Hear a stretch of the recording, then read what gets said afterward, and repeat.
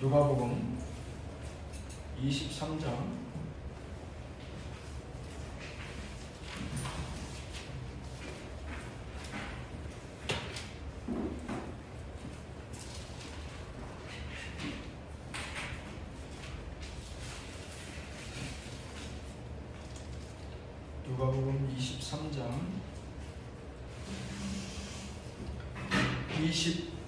26절에서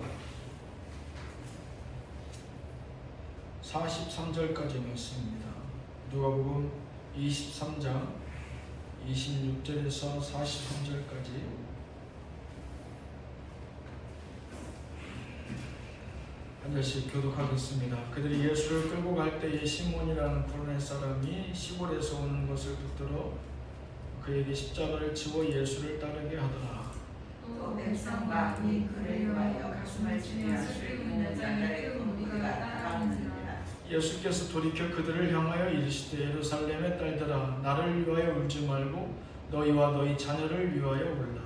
보라 날이 되면 사람이 말하기를 인하지 못하는 이와 해산하지 못하는 때와 먹지 못하는 저지 복이 있다 하리라. 그때에 사람이 산들을 대하여 우리 위에 무너지라 하며 작은 산들을 대하여 우리를 덮으라 하리라. 푸른 나무에 돌이같이 하거든 마른 나무에는 어떻게 되리요 하시니라. 또 다른 두 행악자도 사형을 받게 되어 예수와 함께 끌려가니라. 우리라 하는 곳에 이르러 거기서 예수를 십자가에 못 박고 두 행악자도 그렇게 하니 하나는 우편에 하나는 좌편에 있더라. 이에 예수께서 이르시되 아버지 저들을 사하여 주옵소서 자기들이 하는 것을 알지 못함이니이다 하시더라. 그들이 그의 옷을 나눠 제비 뽑을세. 백성은 서서 구경하는데 관리들을 비웃어 이르되 저가 남을 구원하였으니 만일 하나님이 택하신 자 그리스도이면 자신도 구원할지어다 하고 군인들도 희롱하면서 나와 신포도주를 주며 이르되 네가 만일 유대인의 왕이면 네가 너를 구원하라 하더라. 그의 위에 있는 유대인의 왕이라 쓴 패가 있더라. 달리는 앞들은 나는 비방하여 이르되 네가 그리스도가 아니냐 너와 우리를 구원하라 해. 하나는 그 사람을 부수져 이르되 내가 동일한 정죄를 받고서도 하나님을 두려워하지 아니하느냐. 우리는 이스라엘에게 상당한 보호를 받는 것이니 이에 카메라건과 이 사람의 양소스를 취하는 것이 없느니라 하고 이르되 예수여 당신의 나라에 임하실 때의 나를 기억하소서 하니 예수께서 이르시되 내가 진실로 너에게 이르노니 오늘 너가 나와 함께 낙원에 있으리라 하시니라. 아멘. 기도하겠습니다. 주여 하나님께서 예수 그리스도를 보내주신 바 우리 이제 사순절 6째 주간 종려주일 고난주간을 눈앞에 두고 있습니다. 예수님께서 십자가에 달려 돌아가시기 전 남겨주신 그 가상칠언을 통하여서 우리를 향한 하나님의 그 음성 예수 그리스도의 마지막 소망들은 무엇인지 다시 한번 돌아보는 시간을 갖고자 하오니 진리의 성령을 보내주셔서 감동하시고 듣고 전하는 자 모두에게 생명이 되게 하여 주시옵소서. 아멘. 예수님 이름으로 기도하였습니다. 아멘. 김영대 집사님이 기도할 때 구체적으로 목사님 무릎을 낫게 해주세요. 무릎이 나은 것 같아요. 아멘. 네. 안 믿네. 아멘. 계속 쩔뚝거리고 다니면 좋겠어요? 그저께부터 드라마틱하게 발이 낫기 시작했습니다. 지금 갑자기 무릎이 뭐 무슨 특별한 주사를 맞은 것도 아니고 뭐 그 한 것도 아닌데 어떻게 확인해 봤냐면 오늘 신호등을 건너는데 제가 한번 뛰어봤어요. 신호가 바뀔 때 무릎이 불편하면 갑자기 신호가 바뀌거나 아니면 좀 빠른 걸음으로 해야 될 때 있잖아요. 그때 불편하더라고요. 예전에 어떤 목사님이 하신 말씀이 생각나요. 신호등 바뀔 때 한번 뛰어봤으면 소원이 없겠다. 무릎이 불편하니까. 근데 그게 제가 될지 어떻게 알았겠어요. 제가 한 2년 동안 신호등이 바뀌거나 신호 발걸음 늦으니까 빨리 못 따라가잖아요. 근데 오늘 아까 오다가 한번 신호등이 바뀌려면 뛰어봤어요. 전혀 아프지 않더라고요. 그저께부터 이게 무릎이 드라마틱한 표정이 많은 것 같아요. 아직 뭐 잘 때도 아프고 누워있을 때도 아프긴 해요. 근데 진통이 확 줄었어요. 이게 어제 그저께 어저께 이제 어제도 사실은 비가 계속 왔잖아요. 오전부터. 그래서 제가 나와봤는데 오후에 나오고 저녁에 나와봤는데 비가 그렇게 큰 비가 아닌데 물이 계속 역류해서 들어오는 거예요. 그러면 이제 막 이제 물을 퍼담고 뭐 이렇게 짜내고 이제 이러고 있는데 괜찮더라고. 무릎이 이렇게 구부리지를 못해요. 이게. 그래서 여러분들 그 바닥에 앉아서 이렇게 양반다리 앉아야 되잖아. 맨 바닥에. 이게 안 돼요. 무릎이 그게 구부러지지가 않아서 그랬었어요. 계속 심해지더라고 이게. 그랬었는데 괜찮더라고요. 그래서 너무 감사하고 또 마침 김영대 집사님 분명 기도를 오늘 준비해서 올 사람이 아니에요. 주중에 꼼꼼히 미리 준비해서 오는 분이라 했을 텐데 하나님께서도 그 기도를 들어주셔서 감사합니다. 아픈 기도는 김영대 집사님한테 부탁하세요. 미국 목사님도 감사하대요. 미국의 목사님도 감사하대요? 치유하는 감사. 거기가 또 워싱턴 힐링 처치잖아요. 너무 감사해서 그냥 이게 뭐 다시 좋아지고 안 좋아지고 문제가 아니라 이게 불편하다가 좋아지면 금방 느껴요. 그래서 참 건강하다는 것이 얼마나 하나님 축복이라는 것을 새삼 느끼게 됩니다. 지난 주간에 노예가 열렸었죠. 노예 열리면 목사님을 만나면 이야기가 두 종류예요. 하나는 건강 얘기, 하나는 자녀 얘기. 본인들 얘기는 건강 얘기고 몸 안 좋아진 얘기고, 근데 목사님들도 이제 건강에 대해서 신경들 쓰느라고 엄청 다이어트들을 하시더라고요. 왜냐하면 다들 반 이상이 당뇨예요. 반 이상. 요즘 당뇨가 굉장히 흔하더라고요. 그래서 그 당뇨 때문에, 근데 일단 당뇨가 오면 살을 빼도 여러분 당뇨 수치가 안 떨어져요. 오기 전에 예방해야 됩니다. 이 당뇨가 참 무서운 병이에요. 그래서 당뇨를 오래 앓고 있는 어떤 목사님은 살을 10몇 킬로 뺐거든요. 그래서 굉장히 홀쭉해요. 몸 우리가 봐도 뭐 처음 봤을 때보다 몸이 한 60kg, 70kg도 안 돼 보여요. 되게 호리호리하고. 병원 봤더니 신장 기능이 65%밖에 안 된대요. 그러니까 이 당뇨가 한 번 오면 몸의 내장 기관들이 망가지는 거예요, 계속. 그래서 이게 당뇨, 이게 건강관리는 강조해도 지나침이 없다. 그래서 목사님 만나면 제가 막내 축에 끼는데 제 후배들이 안 들어와요. 개척이 안 돼요. 개척하는 교회가 없어요. 드물어요. 왜냐면 목사님이 이제 암 투병하시는 분 70대 이상은 반 이상이 아파요. 대부분이 뭐 수술했거나 암 아니면 신부전증 뭐 이식 이런 것들은 기본적으로 다 있더라고요. 그 정도로 연세가 있으신 분들은 몸이 불편하신데 이 젊은 세대가 막 올라와야 돼. 젊은 세대가 없어서 그게 조금 좀 우리가 많이 좀 아쉬운 부분들인데 교회 개척들이 안 되니까. 그러니까 나이 드신 분이 계속 교회를 이제 그만두고 은퇴하시면 누가 뒤에서 받아서 그걸 해야 되잖아요. 이제 이런 부분들. 그리고 이제 자녀들 얘기. 이제 제가 보면 대부분 비슷해요.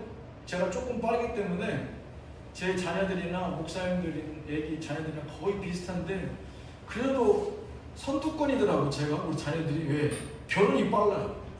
결혼이 빠르잖아요. 목사님 자녀들 30, 35, 40들이 결혼 안 하는 사람들이 대부분이에요. 목사님 자녀들도 그래요. 결혼을 안 해야 돼. 그리고 참 좀 특이한 TV에서만 봤었는데 그 자녀들 중에 결혼 안 하는 자녀들 중에 반 이상이 어떤 일에 종사하느냐 유튜브와 관련된 일을 하고 있어요. 이게 또 특별하더라고요. TV에서만 봤던 일반 우리가 소위 기존의 직장에 종사하는 것보다 이런 그 유튜브 콘텐츠가 굉장히 많더라고요. 거기에 관련된 직종들이. 그래서 그 일을 자기의 생업으로 하고 있더라고요. 그래서 목사님들이 그런 얘기를 할 때 이게 그 정도로 이게 지금 파급 효과가 있구나. 그리고 그게 생계가 돼요. 그게 단순 취미나 자기 여가 생활을 하는 게 아니라 자기의 생계를 목적으로 하는데 그게 생계를 유지해 나갈 수 있을 정도로 그 정도로 세상이 이렇게 변하고 있구나. 그리고 마지막으로 또 하나의 화두는 AI. 목사님 설교를 벌써 AI로 시험을 해보고 거기를 많이 이제 AI 도움을 받더라고요. 그러니까 오늘 본문 말씀 누가복음 23장 말씀과 가장 어울리는 찬송가 그럼 바로 딱 쳐줘. 요즘 AI 설교도 본문 뭐 이렇게 그냥 쫙 나오고. 근데 저는 안 해요. AI 못해서가 아니라 하는데 제가 게을러질까 봐. 사실은 성경을 찾는 것도 공부고 인터넷을 찾는 것도 공부예요. 누가 찾아주는 건 사실 머리 안 들어요. 우리 예전에 공부할 때 어떻게 했습니까? 보고 쓰고 입으로 반복적으로 계속 그걸 따라서 했잖아요. 근데 그것이 지금의 영어 실력이고 지금의 어휘 실력이고 그렇거든요, 저도. 근데 그걸 쉽게 받아서 하면 제가 좀 두렵더라고요. 아, 내 실력이 내가 여기서 정체되고 머무르 끝날 것 같아요.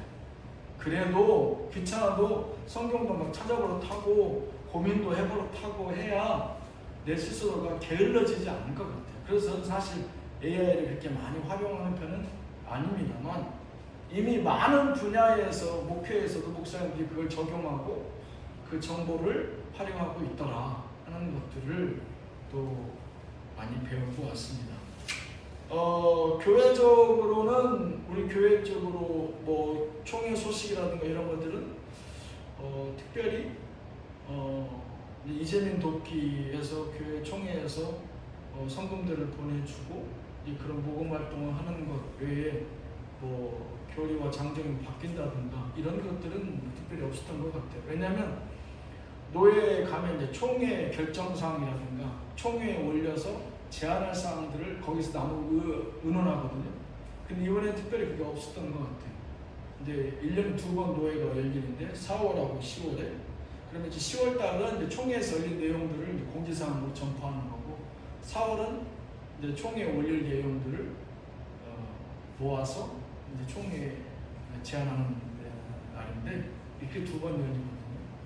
이제 그래서 보면 이제 보험의 교회들도 이제 그런 것에 따라서 축도는 어떻게 하고 교회의 뭐 규모에 따라서 어떤 보고나 이런 절차들에 대해서 나누고 이렇게 하는데 아무튼 안타까운 건 후배들이 없다.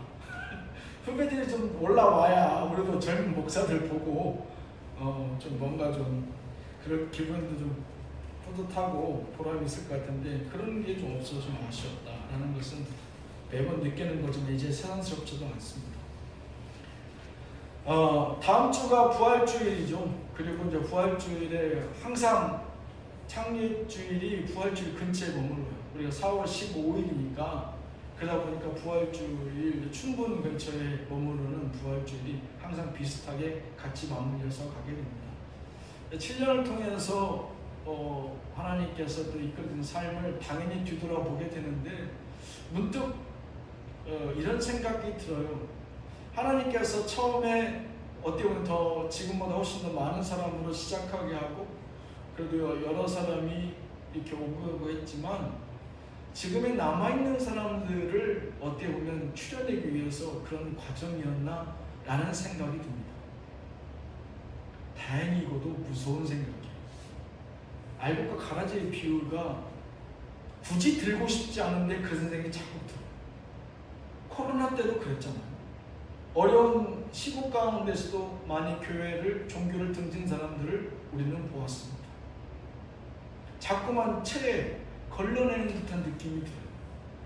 요한계시록에도 마지막 날에는 그 마지막 날에 재난을 피해서 산에서 들로 일하다가 잡혀 죽는 사람이 부지기 쓰고 그들이 굴로 깊은 산속으로 숨는 장면들이 계시록에 많이 등장해요. 그리고 그 마지막까지 그들의 신앙을 지킨 사람들이 구원받는다. 계시록은 그렇게 얘기합니다.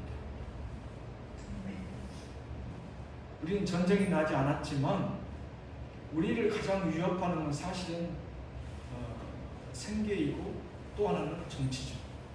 생계, 정치는 곧 나라의 국군과 직결되어 있기 때문에 나라의 전망과 바로 직결되는 게 바로 사실 정치입니다. 이 정치와 생계, 이 두 문제를 통해서 굉장히 사실은 우리가 개척한 이후 개척 2년 후부터 코로나가 왔고 코로나가 끝나자마자 정치적으로 굉장히 혼란의 시기를 우리가 겪어왔습니다. 그런 가운데에 연약한 자들은 그들의 믿음의 기반을 제대로 세워나가지 못하고 떨어져 나가기도 하고 정체되어 있기도 하고 후퇴하기도 하고. 하지만 여기 남아있는 분들은 그럼에도 불구하고 연약한 믿음과 심령이라 할지라도 끝까지 주님 붙들고 왔던 그런 믿음이라 여겨집니다. 저 또한 그 가운데 가정적으로 큰 어려움을 겪었었던 그런 샘플이기도 하잖아요. 그러면서 다시 한번 하나님 앞에 내가 내세울 게 없구나. 우리의 수고와 노력이라는 것은 사실은 무의미한 거구나. 하나님께서 붙들어주시지 아니하였더라면, 하나님께서 지켜주시지 아니하였더라면 우리가 지금의 모습을 유지할 수 있을까 라는 생각을 제3, 제4 계속해서 갖게 됩니다. 감사라고 하는 것, 그것이 우리를 떠나서는 하나님의 교회가, 가스펠 교회가 있을 수 없었던 가장 중요한 덕목이었다는 것을 다시 한번 짚고 넘어가고 싶습니다. 예수님께서 십자가에 돌아가실 때 하셨던 말씀을 굳이 7가지로 정리한 것을 가상칠언이라고 우리는 이제 얘기를 하죠. 한자로 가상칠언, 십자가상에서 예수님께서 남겨주신 가상칠언. 예수님께서 십자가에 달려 돌아가는 그 십자가의 무게가 약 138kg, 140kg에 육박한다고 서적들은 얘기해요. 그래서 사실 실제로 십자가형을 받고 십자가를 지고 하는 사람들은 그 세로목은 못 지고 가로목만 치고 십자가 형태 있는 곳까지 이동했다고 그래요. 그래서 한 140km 육박하는데 그 가운데서 가로목은 약 60km 정도, 그다음 세로목이 약 80km 정도. 그러니까 60km 굉장히 무겁죠. 예수님 보통 몸무게를 한 60kg 전후반으로 추측한 자기 몸무게와 맞먹는 가로목, 그 십자가를 등에 메고 예수님 골고다 언덕까지 가셨다는 것이죠. 말씀의 제목은 십자가의 무게를 감당하신 예수 그리스도입니다. 감당했다는 얘기는 단순히 그것을 지탱했다는 그 뜻이 아니라, 여기서 얘기하는 십자가의 무게를 감당하셨다는 것은 십자가의 무게를 극복하신, 이겨내신, 끝내 승리하신 예수 그리스도를 의미하죠.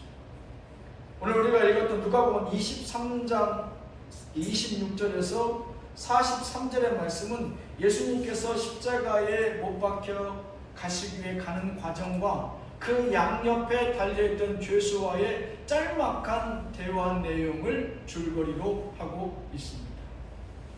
그 가운데서 첫 번째, 예수님이 십자가상에서 하셨던 첫 번째 내용은 그 죄수들과 좌우에 있는 죄수들과 나누기 전에 예수님이 첫 번째 하셨던 34절의 말씀을 인용합니다. 아버지여, 저들을 사하여 주옵소서. 자기들이 하는 것을 알지 못함이다 하시더라. 그들이 그의 옷을 나눠 제비 뽑을세. 누가복음 23장 34절의 말씀입니다. 용서하심으로 죄의 무게를 감당하신 예수 그리스도. 십자가의 무게를 감당하신 예수 그리스도, 그 첫 번째 십자가상에서 얘기하신 그 첫 번째 예수 그리스도는 용서하심으로 죄의 무게를 감당하셨다. 그들이 오늘 말씀 우리가 소위 얘기하는 용서라고 하는 것, 우리가 주님 앞에 나와서 주여 나를 용서해 주시옵소서라고 고백할 때 가장 먼저 선결되어야 되는 건 무엇입니까? 회개죠. 엄마, 아빠, 내가 잘못했어요. 나를 용서해 주세요. 그 용서 앞에는 반드시 내가 잘못했음을 시인하는 회개가 선결되어야 돼요. 근데 오늘 읽은 말씀, 누가복음 23장 26절에서 43절에 보면 예수 그리스도 앞에 그 누구도 회개하지 않습니다. 근데 예수님이 용서해 주세요. 일방적으로 용서해 줍니다. 주여, 저들이 하는 짓을 알지 못합니다. 그럼에도 불구하고 저들을 사하여 주시옵소서 라고 이렇게 말씀하시거든요. 우리가 알고 있는 교리와는 너무 다른 내용이에요. 저도 늘 얘기하죠. 회개에 합당한 열매를 맺어라. 회개에 합당한 열매라는 건 뭐예요? 그럼 다시금 죄의 종된 자의 삶에서 이제 하나님 의의 자녀로 이제는 죄를 돌아보지 말고 그러한 습관을 다시 그 전체를 밟지 말고 다시금 죄의 종된자로 살지 말아라, 그 얘기잖아요. 근데 오늘 말씀에 보면 예수님을 십자가에 못 박았던 그 누구도, 예수님을 따랐던 그 누구도 예수님 앞에 회개하는 장면은 목격되지 않습니다. 그런데 예수님 뭐라고 얘기하십니까? 예수님도 알고 있었어요. 그러니까 주님, 저들이 한 짓을 알지 못합니다. 그러나 그럼에도 불구하고 저들을 사하여 주옵소서. 예수님의 정체성이 그대로 드러나죠. 우리가 알고 있는 예수 그리스도, 그분은 구원자이시면서 우리는 중보자라는 표현을 씁니다. 그래서 사실은 중보기도라고 하는 이 중보기도를 엄하신 목사님들은 그 아무한테나 쓰면 안 된다라고 얘기해요. 중보기도도 아무한테나 붙이면 안 된다고 얘기해요. 우리 모여서 다 같이 중보기도 합시다. 이것도 왜? 유일한 이 땅에 중보자 되신 분은 예수 그리스도 단 한 분이시다. 하나님과 인간 사이에 막혔던 죄의 허물과 담을 무너뜨릴 수 있는 유일한 분, 그리고 그것을 사명 가운데 감당하셔서 다 허무신 분, 중보자 되신 예수 그리스도, 그분에게만 어울리는 단다 라고 말씀하시거든요. 중보자 되신 예수 그리스도의 사명이 이곳에 있습니다. 비록 그들이 자기의 죄를 인정하고 회개하지 못한다 할지라도 나는 그들이 하나님 앞에 나아갈 수 있는 길을 열어놔야 되겠습니다. 주님께서 주신 사명 아닙니까? 그러니까 주여, 저들이 자기의 죄를 알고 회개하지 않는다 하여도 주께서 나에게 맡겨주신 그 사명 가운데 주님 앞에 나아갈 수 있도록 그 회개의 길을, 주님 만날 수 있는 그 길을 나를 통해 열어주시옵소서. 이게 중보자입니다. 디모데전서 2장 5절로부터 6절 말씀에 보면 하나님은 한 분이시요 또 하나님과 사람 사이의 중보자도 한 분이시니 곧 사람이신 그리스도 예수라. 그가 모든 사람을 위하여 자기를 대성물로 주셨으니 기약이 이르러 주신 증거이라. 중보자 되신 예수 그리스도는 이런 분이세요. 이런 정도의 품격이 있는 분이시라고요. 그래서 우리가 주님 앞에 나아갈 수 있는 거죠. 그래서 예수 앞에 나아갈 수 있는 것이죠. 내가 어떻게 죄를 다 알고 주님 앞에 고백합니까? 모르죠. 알고 지은 죄도 고백하지 않는데 모르는 죄도 훨씬 더 많죠. 그럼에도 주님은 받아주시는 거죠. 예수 그리스도 이름을 부르는 자는 내 죄를 다 고백하지 못한다 할지라도, 다 알아채지 못한다 할지라도, 깨닫지 못한다 할지라도 예수 이름을 부르는 자는 그 예수 그리스도를 통해서 하나님 앞에 나아갈 수 있는 길을 열어놓으신 줄로 믿습니다. 그래서 예수 그리스도 중보자 되신 예수 그리스도이신 것이죠. 얼마나 다행입니까?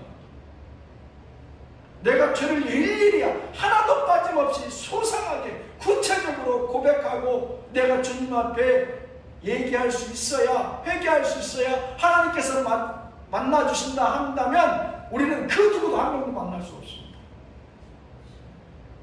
얼마나 다행이에요. 우리의 자녀들도 마찬가지죠. 우리가 자녀를 받아주는 건 그들의 죄 가운데서 완벽하게 부모 마음에 100% 흡족하게 그들이 회개하고 바른 사람이라서 만나주는 거예요? 아니잖아요.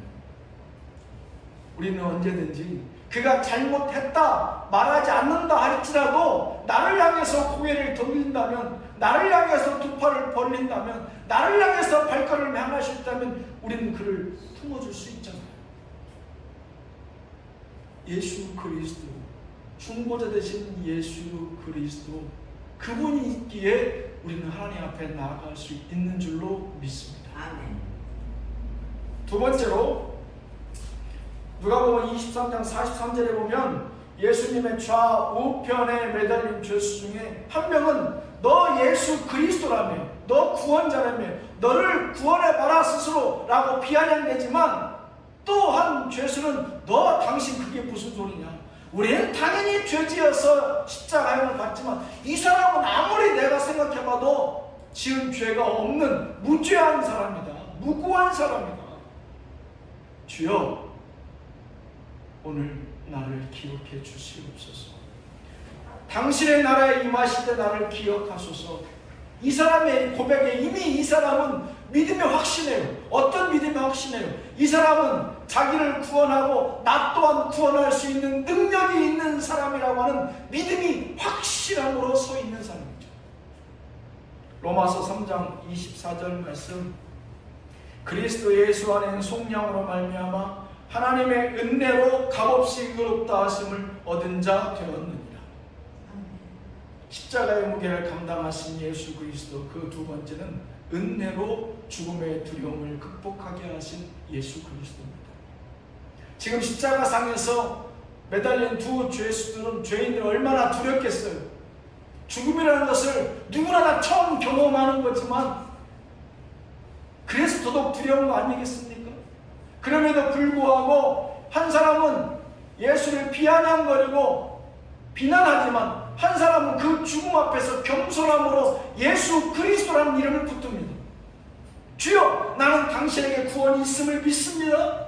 그러니 당신이 그 구원하실 나를, 구원할 수 있는 능력으로 나를 당신의 그 낙원에 오늘 임하게 하여 주시옵소서. 주께서 뭐라고 말씀하십니까? 내가 진실로 내게 이르노니 오늘 네가 나와 함께 낙원에 있으리라 하십니다. 아멘. 은혜로 죽음의 두려움을 극복하게 하신 예수 그리스도입니다. 은혜는 하나님 값없이 주시는 말씀이죠. 방금 우리가 읽었던 로마서 3장 24절에 그리스도 예수 안에 있는 속량으로 말미암아 하나님의 은혜로 값없이 의롭다 하심을 얻은 자 되었느니라. 믿음도 하나님 주시는 은혜에서 비롯되죠. 은혜로 받은 믿음과 구원에 대해서 에베소서 2장 8절은 이렇게 말씀하고 있습니다. 너희는 그 은혜에 의하여 믿음으로 말미암아 구원을 받았으니 이것은 너희에게서 난 것이 아니요 하나님의 선물이라. 아멘. 우리의 믿음이라는 것 우리 것 아닙니다. 하나님이 주신 은혜요, 하나님의 선물이에요. 마치 자기가 대단한 노력과 공로로 인해서 자기의 큰 믿음을 마치 자기가 소유한 것처럼 자랑하는 사람들 경계해야 됩니다. 교만은 하나님이 주신 거예요. 그래서 우리의 고백과 우리의 신앙 고백이 하나님이 주신 믿음의 토대 위에서 이루어지는 것이라 우리의 자랑할 것이 아무것도 없는 겁니다. 아멘. 오늘 하나님이 주신 그 믿음의 토대 위에서 한 죄인은 고백하지 않습니까? 주여, 오늘 당신의 나라에 임하실 때에 나를 기억해 주소서. 이미 그 고백 가운데에 이 모든 것들 위에 이 사람은 믿음이 확고히 서 있는 것이죠. 이분은 분명 구원자다. 이분은 자기만 구원하실 것이 아니라 나도 구원하여 그 천국에 이르게 할 것이다 라는 믿음이 확실해요. 주께서 그 믿음 보시고 뭐라고 말씀하십니까? 네가 나와 함께 낙원에 있으리라. 아멘. 십자가의 무게를 감당하신 예수 그리스도. 예수 그리스도는 본인만 십자가의 무게를 감당하시고 극복하시고 승리하신 것이 아니라 믿음 위에 소망하고 고백하는 자들은 하나님께서, 예수 그리스도께서 값없이 그 은혜로 베풀어 주신 줄로 믿습니다. 이 한 주간, 고난주간에 하나님의 능력이 강력하게 우리 가운데 임합니다. 고난주간에 대부분 금식도 하고 작정기도도 하는데 그 예수 그리스도의 십자가의 능력에 의지하여 기도해 보십시오. 하나님께서 분명 죄인에게도 응답해 주셨는데 죄 짓고 십자가 위에서 죽음을 불과 수분 앞두고 있는 그 죄인에게도 응답하여 주셨는데 지난 7년의 성상 우리와 동행하신 주님께서 분명 우리 가운데 응답하여 주시리라 믿습니다. 아멘. 고백 기도하겠습니다. 할렐루야. 살아계신 아버지 하나님, 은혜를 감사드립니다. 부족하고 연약하여도 보듬어 주시고 이끌어 주셔서 이곳까지 인도하신 주님께서 우리 대신 십자가의 무게를 다 감당하사 용서하여 주시고 늘 말씀으로 위로하시고 은혜로 답하여 주신 줄로 믿습니다. 아멘. 종려주일 그 고난 주간의 중심에 서서 주님 앞에 소망하고 주님 앞에 아뢰는 사랑하는 자들의 기도의 제목 가운데 분명 주께서 응답하여 주시리라 믿고 아멘. 예수님 이름으로 기도하였습니다. 아멘. 네.